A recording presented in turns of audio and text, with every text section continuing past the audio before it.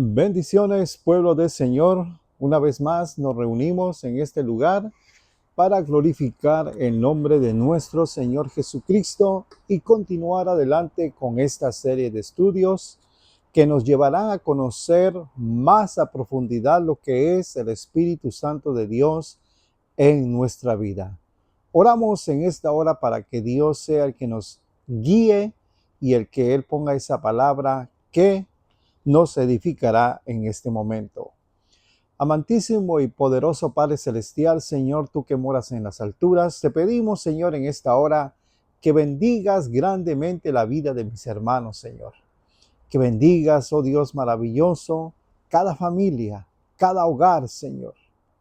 Padre, si en nuestros medios hay alguien que esté pasando por alguna necesidad, alguna situación difícil, Padre, te la ponemos en tus manos creyendo que tú, Señor, harás la obra maravillosa.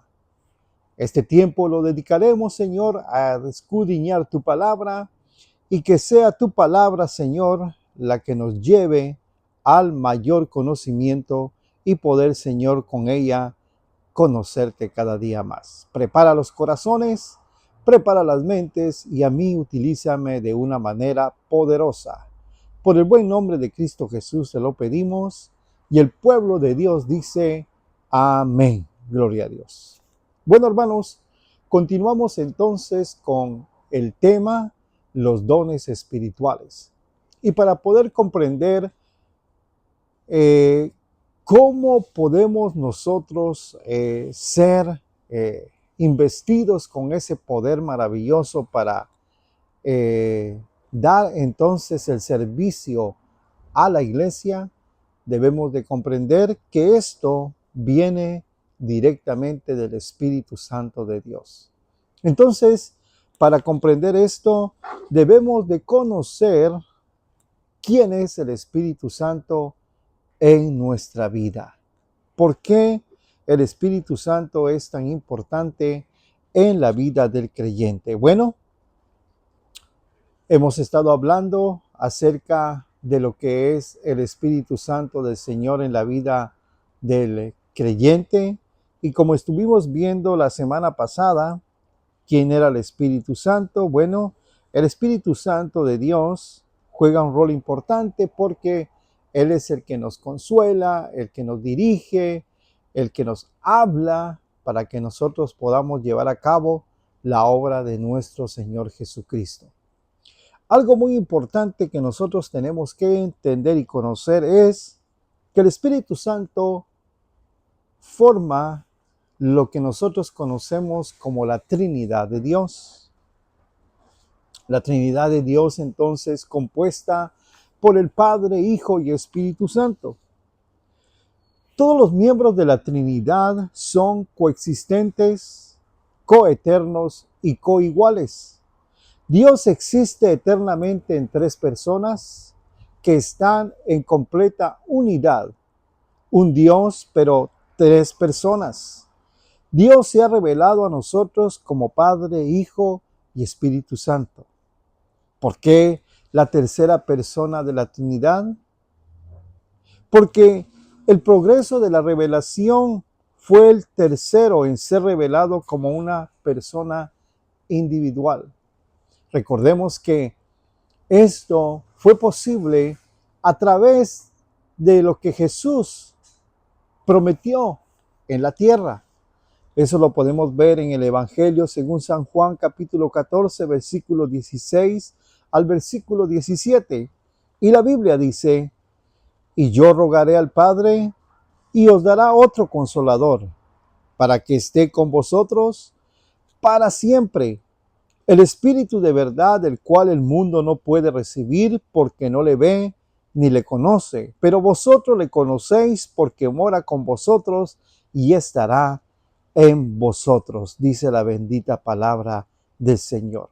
Entonces, aunque el Espíritu de Dios en el Antiguo Testamento se movía sobre la faz de la tierra, el Espíritu de Dios tomaba a un hombre para que ese hombre a su vez pudiera revelar los propósitos de Dios. Ese hombre era tomado por el Espíritu de Dios. Pero vemos en el Nuevo Testamento ahora cómo Jesucristo introduce al Espíritu Santo para que no solamente reposara en una persona, sino que ahora el Espíritu Santo viniera a ser parte de la humanidad. Así que cada ser humano tiene, gloria a Dios, por promesa del Señor, ser lleno de ese Espíritu Santo. Porque el Espíritu Santo, mis amados hermanos, es el que capacita. Recordemos que estamos viviendo bajo la era del Espíritu Santo. El Espíritu Santo entonces es el que gobierna la iglesia. El Espíritu Santo es el que dirige a los ministros. El Espíritu Santo es el que guía en todo momento. Así que qué importante es que cada hijo e hija de Dios sea lleno o llena del Espíritu Santo de Dios. Qué importante. Jesús nos viene a revelar al Espíritu Santo. ¿Por qué nosotros decimos que el Espíritu Santo es una persona? Bueno, porque la Biblia le atribuye características, emociones y acciones propias de un ser personal. Posee intelecto, voluntad y emociones, enseñando, guiando, entristeciéndose y amando, lo que demuestra su papel activo en la Trinidad, así como el Padre y así como el Hijo. Entonces, mis amados hermanos, qué importante es conocer al Espíritu Santo. El Espíritu Santo es el que nos da el poder para seguir adelante. El Espíritu Santo es el que nos da el poder para testificar lo que Él es. El Espíritu Santo nos capacita para poder hablar de la obra de Jesús. ¿Quién es Jesús?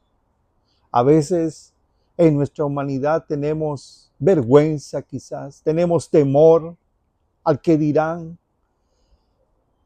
Y eso es algo que podemos comprenderlo cuando caminamos en nuestra humanidad. Pero cuando caminamos bajo el poder del Espíritu Santo, hermanos, el Espíritu Santo nos da el poder, nos quita toda vergüenza, nos quita toda interrupción. El Espíritu Santo nos quita todo complejo de inferioridad para que nosotros entonces nos armemos con ese poder del Señor y podamos testificar que Cristo sigue salvando, que Cristo sigue cambiando, que Cristo le da vida al que no tiene vida, que Cristo puede hacer la obra en aquel que está hundido en el vicio, en aquel que está hundido en el pecado, pero esto lo podemos lograr cuando somos llenos por el poder del Espíritu Santo.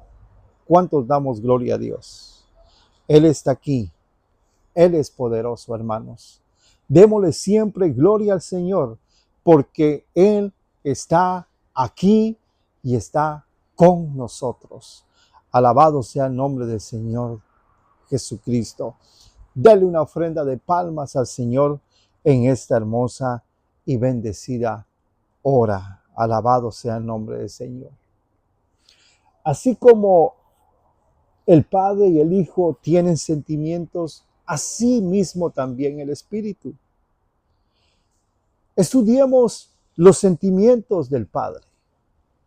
En Génesis capítulo 6, versículo 5 y versículo 6 dice la Biblia: y vio Jehová que la maldad de los hombres era mucha en la tierra, y que todo designio de los pensamientos del corazón de ellos era de continuo solamente el mal, dice la palabra de Dios. Y se arrepintió Jehová de haber hecho hombre en la tierra, y le dolió en su corazón, dice la bendita palabra de Dios. Mi amados hermanos, vivimos en las últimas etapas de este planeta Tierra, de esta generación, porque así como el Génesis registra la maldad de los hombres, así también hoy vivimos bajo un mundo caído por la maldad. La Biblia dice entonces en el Génesis que Dios se arrepintió de haber hecho al hombre. ¿Por qué se arrepintió? Porque dice la Biblia que era mucha la maldad y que los designios, los pensamientos del corazón de ellos era continuo solamente hacer el mal. Y la Biblia dice que le dolió en su corazón. Amados hermanos, nosotros hemos pasado de muerte a vida. Hemos pasado del pecado a la vida. La Biblia dice que estábamos muertos en delitos y pecados. Y Él vino a hacernos libres de la condenación. Pero ¿qué pasa cuando nosotros, hermanos, entendiendo y conociendo que Dios ha hecho grandes cosas y por nuestra humanidad volvemos y caemos a hacer lo malo? ¿Qué es lo que pasa? Hacemos que el corazón de Dios se duela. Hacemos que el corazón de Dios se entristezca. Y esta palabra doler es un sentimiento de pena y congoja, desconsuelo, tristeza, pena y aflicción. Eso es lo que causa la maldad y lo que hace que el corazón de Dios se duela, se entristezca, se aflija. Por eso qué importante, amados hermanos, es vivir una vida agradable a Dios, vivir una vida que honre a Dios, vivir una vida que sea placentera ante los ojos del Señor. También el Hijo, hermanos, tiene sentimientos. En el Evangelio según San Mateo capítulo 26, versículo 37 al 38, dice la bendita palabra de Dios. Y tomando a Pedro y a los dos hijos de Zebedeo, comenzó a entristecerse y angustiarse en gran manera. Entonces Jesús le dijo: mi alma está muy triste hasta la muerte. Quedaos aquí y velad conmigo.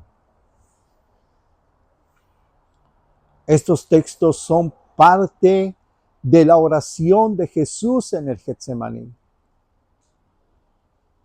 Esta parte es tan vital de que la comprendamos. ¿Por qué? Porque Jesús iba a enfrentar lo que nosotros conocemos ahora en nuestros días como la crucifixión. Recordemos que cuando Jesús va a la cruz, antes que Jesús llegara a la cruz, Él sufrió dolencias, Él sufrió castigos, humillaciones. Dice la Biblia que le escupieron, dice la Biblia que le arrancaron sus barbas. Y allá Isaías nos dice que como cordero fue llevado al matadero. Así que Jesús estaba comenzando a sentir el peso del pecado que tú y yo deberíamos de haber pagado.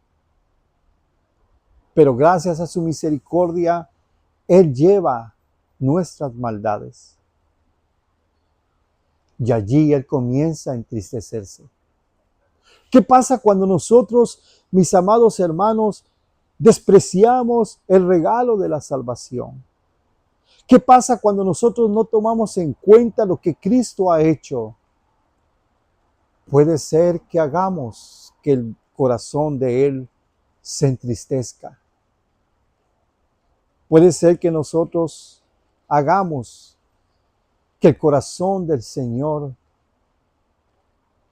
entre en congoja, porque no valoramos el sacrificio. porque no meditamos en lo que es el dolor del corazón del Señor. Pero qué glorioso es comprender que aún en estos tiempos el Señor aún sigue perdonando. El Señor aún sigue llamando al arrepentimiento. Amigo, hermano, que me escuchas, hoy Jesús sigue llamando al arrepentimiento. Hoy Jesús puede hacer un cambio en la vida de aquel que se acerque confiadamente. Y por último, el Espíritu. Los sentimientos del Espíritu. Efesios 4, versículo 29 y 30 dice la palabra: ninguna palabra corrompida salga de vuestra boca, sino la que sea buena para la necesaria edificación, a fin de dar gracia a los oyentes. Y no contristéis al Espíritu Santo de Dios, con el cual fuisteis sellados para el día de la redención.